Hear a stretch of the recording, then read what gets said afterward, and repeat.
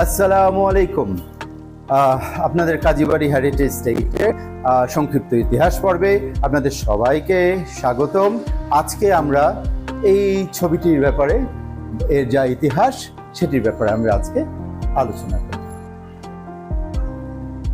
এই ছবিটি হচ্ছে কাজী আব্দুল রউফ সাহেবের বাবা, ওনার কবরের এপিটাফ স্টোন, যেটার মধ্যে ফার্সিতে ওনার পরিচয়, টাইটেল সহ এবং মৃত্যুর দিন লেখা আছে।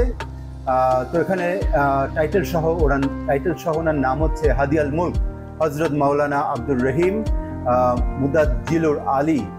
ওনার মৃত্যু হয়েছিল 1874 সালে।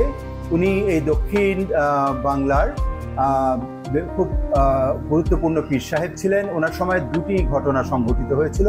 একটি ছিল লা জুম্মা বা জুম্মা হবে না ইংরেজ শাসিত অঞ্চলে, এই ইস্যুটি, যেটি দুদু মিয়া এবং ওনার যে আজি শরীয়তুল্লাহ সাহেবের ছেলে, ওনার যে দলটি ছিল, ওনারা দারুল হারাব হিসাবে এটিকে আমাদের এই অঞ্চলটিকে ঘোষণা করেছিলেন। তো এর বিপক্ষে ছিলেন আরও অনেক পীর সাহেব। তো এখানে বিশাল পরিমাণে বাহাস ছিল।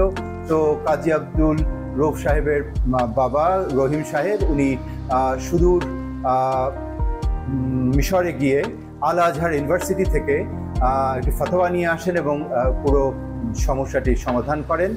এই গল্পটি আমি বিস্তারভাবে আবার একদিন বলবো।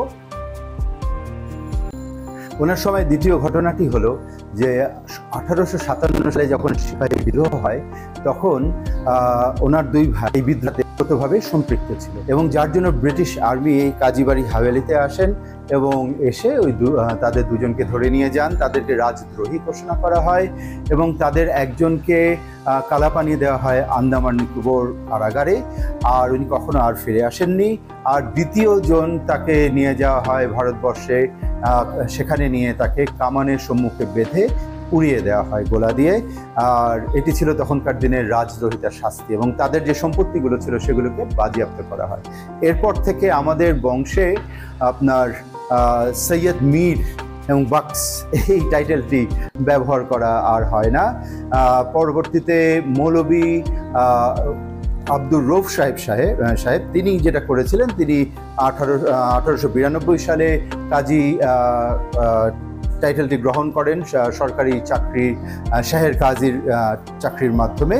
এর থেকে আমাদের সবার নামের সাথে কাজী টাইটেলটা যুক্ত হয়ে গিয়েছে। আজ এ পর্যন্তই। আগামীতে আবার নতুন কোনো এক ইতিহাস নিয়ে আবার আপনাদের সামনে হাজির হব। তো সে সময়ের জন্য আজকে বিদায় নিচ্ছি। তো ইনশাল্লাহ আবার দেখা হবে। ভালো থাকবেন, আমার জন্য দোয়া করবেন। আসসালামু আলাইকুম। ইতিহাস ও ঐতিহ্য ভিত্তিক আমার এই ভিডিওটি ভালো লাগলে আমার এই কাজে উৎসাহ দেওয়ার জন্য আমার ভিডিওটি লাইক, শেয়ার ও সাবস্ক্রাইব করে দেওয়ার অনুরোধ রইল। ধন্যবাদ।